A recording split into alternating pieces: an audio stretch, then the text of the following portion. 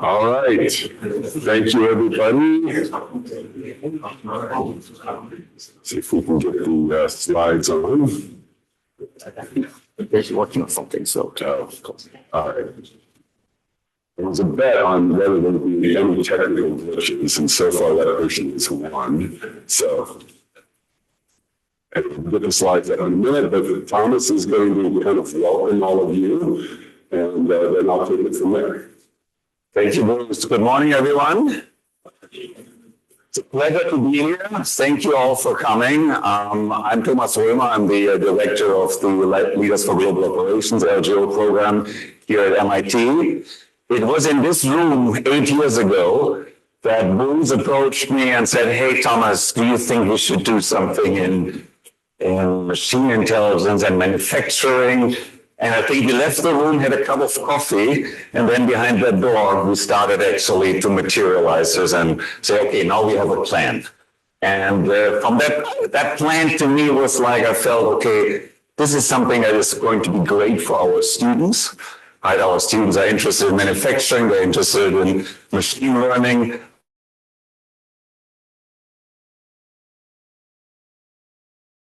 And this will be great for our partner companies, right? When this gentleman here, Jeff Wilkie, was the person that we talked behind this door. What do you think? This is a good idea. And also Jeff Wilkie and Tim Copes, who were the leaders of the governing board at the time of Leaders for Global Operations, said, great idea, go ahead.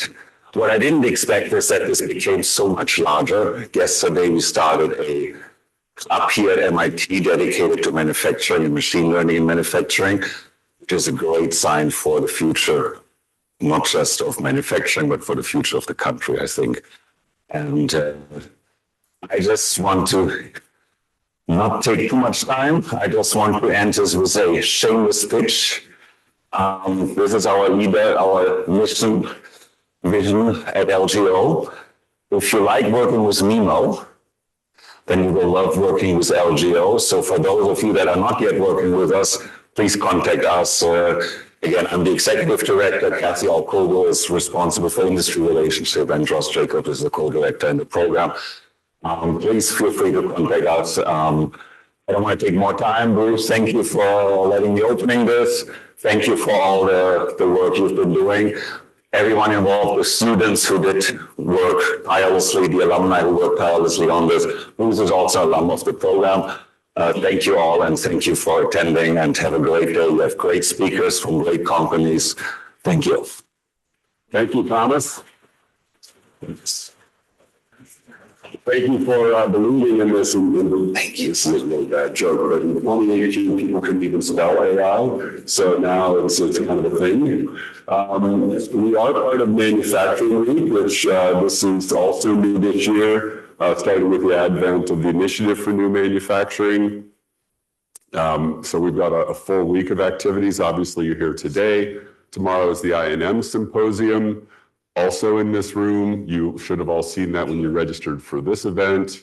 So feel free to register for that. And then we've got a research showcase and competition on Thursday. And that competition is transitional technologies. It's funded by the National Science Foundation, and it's things transitioning out of MIT into industry. So if you're able to stick around, I think you'll also find that industry interesting. Thank you to our sponsors, of course. Hitachi will be sponsoring the poster competition. I'll talk a bit more about that. Our silver sponsors, MT Connect and Arch Systems. You're going to hear a really interesting tech talk from them on the importance of ontology. And if you don't know what ontology is yet, you will by the time we're done. It will be one of the two terms that's probably the most confusing, least understood, but most important to kind of the future of generative AI. So we're really pleased to have them. Promach, thank you very much. And Northrop Grumman also for your sponsorship.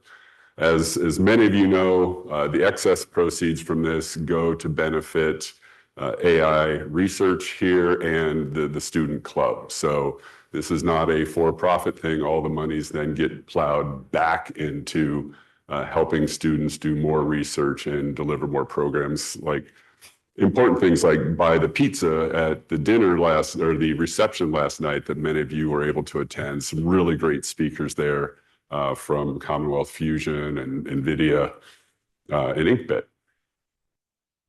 So why did we start? MIMO, we started it specifically to help people find that shortest path from data to impact. We really have three pillars: research, education, and collaboration. You will see our research most of it we do in collaboration with McKinsey. It's more business-oriented research, and that's the theme against the backdrop against which we paint all of these speakers and how we decide what the topics are. It's what we learn from that study. We also work with companies on sponsored research, which is the traditional type of research. And Professor Bonning and I have done a lot of really great projects, and Professor Anthony as well. I don't see him yet. So that's one piece of it: education and collaboration. You're seeing both of those together. We want you to have time to talk. When we started MIMO, I said, AI, if you're being an AI practitioner or a data scientist in manufacturing, it's a pretty lonely place. So we want to give people a chance to talk. And now, obviously, we're getting more to the critical mass there. So do talk, and obviously, we hope you'll learn. And our objective is to transform. So Taylor is right here. We'll talk about the club. Hello, everybody. My name is Taylor Perlman. I'm a 2027 LGO student at MIT and one of the co-founders and co-presidents of the MIMO Student Club. So over the last 4-ish years, we've had this portfolio of student-led MIMO activities that has just grown and grown and grown. So last year alone, we had a generative AI workshop with that was Google, an agentic AI workshop with AWS. This symposium you're at, which is student-led and organized, a AI for operations and manufacturing study jointly performed with McKinsey, and so on and so forth. So this year, due to student interest that's grown 20 or 30% every single year, we've formalized all those activities into what I am nearly sure is MIT's first ever manufacturing-focused club, which will allow us to really capture that student interest and drive it to do more AI for manufacturing activities. So I can tell you firsthand from a student perspective, there is an overwhelming interest in these activities, and we are all very interested to work with all of you. Thank you very much. I should have included a photo from last night's event. We had a packed evening. This is finals week, and we had a room full of 80-some students that showed up just to learn more from manufacturing executives. So obviously, throughout the day, you will see students come in and out here. Our generous sponsors allow us to give them free admission. So we want to get students engaged early and really get interested in manufacturing so that obviously they will come out and work for you all at some point. So you should have probably gotten an agenda card when you checked in. If not, this QR code is a link to the website, which will give you the agenda so you can follow along. We have 4 main themes this year: finding the R in ROI. So kind of obvious, it's everyone wants to know what's the impact. The second topic is really based around how do you take that journey, and we'll talk about our study, because the study itself is designed to help everyone along their journey. I think workforce is a huge issue, especially as we move into an agentic environment. So we have working with AI, the evolving role of the employee, and physical AI. So we're seeing a lot of impact now from these models and transformer-based models able to really accelerate the growth and adoption of robots, and not even only robots, but the physicality of AI. And certainly Hitachi saw that, and that's why they're one of our sponsors this year. They not only do they use AI in their robotics, but they use it throughout their manufacturing process. So just going a little bit more in detail here, we've got the first section is really unique in that we decided to start with essentially data centers. How do we get AI? And we've got three really unique presenters here.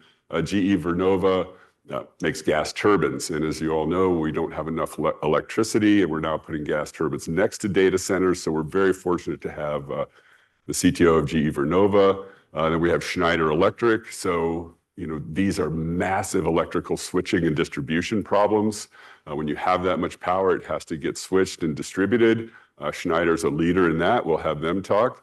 And all of it, this might seem counterintuitive, sits on top of concrete.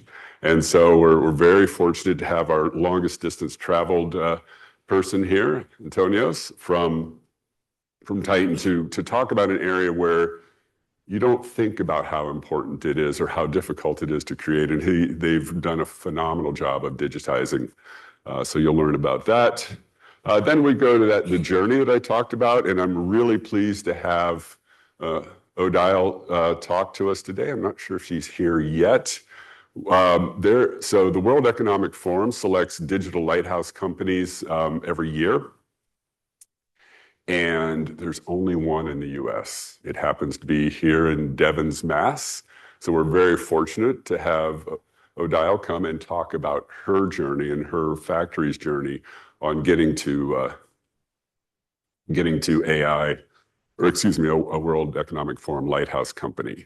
This is a little bit of a switch up here. We've got a fireside chat that belongs in the afternoon, but as you know, there's always some logistical challenges. So we'll have Arnie and Jonathan talk about implementing agents in manufacturing. And we really are talking about what is actually really happening, not a product pitch, in manufacturing, in this case at Relativity Space.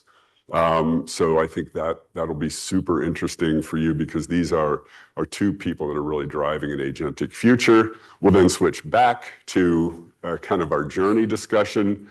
And we have a great panel here, and Professor Zhang it's actually part of her class. So we're really fortunate to be able to have what is also in a classroom today for Sloan students coming to you. So you get the exact same panel that they're seeing. So we want to try and do more of that. So we will have this panel. And then Arnav and I will talk about the results of our study and how we're really seeing generative AI usage pickup, and it really accelerates with change management. We'll talk more about that in the study. Then in the afternoon, we'll have Mike Haley from Autodesk kick us off. So we've got kind of a design focus, and then we've got Mock as a Media Lab spin out, really interesting. And then I know you guys are all, or many of you are from manufacturing, but we're also very fortunate to have the digital leader from Mayo Clinic. And when you think about it, they've got a huge operation, patients in, lots of processes performed, hopefully successful outcome. Quality is quite important. And so I think you'll be really interested in what she has to say. We've got an interesting partnership we're going to talk about here with Cyril and Rob.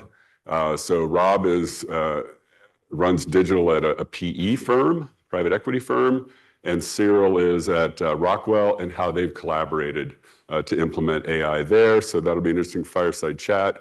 Carla from Boeing will talk about what it takes at a company of the scale of Boeing to bring the data together and to really build the infrastructure. We talk about agents, but they really run, as all AI does, on a foundation of data. So she will bring that together for us.